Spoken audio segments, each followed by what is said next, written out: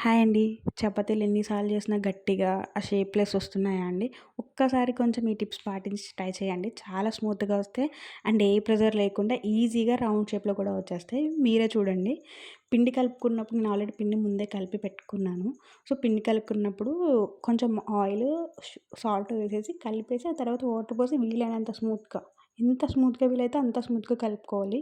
అస్సలు హార్డ్‌గా కలపొద్దండి. హార్డ్‌గా కలిపితే షేపు రాదు. అండ్ చపాతీలు కూడా చాలా గట్టిగా వస్తాయి. సో, నేనిక్కడ మడత చపాతీ చేస్తున్నాను. మా ఇంట్లో అదే ఇష్టం కాబట్టి సో, కొంచెం ఇగ్నోర్ చేశాను ఆ షేప్ అనేది.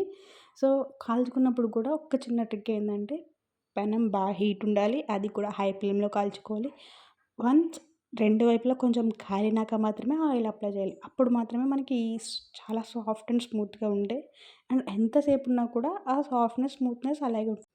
చూసారు కదా ఎంత మంచిగా వచ్చినాయో. మీకు కూడా నచ్చితే లైక్ చేసి సబ్స్క్రైబ్ చేసుకోండి.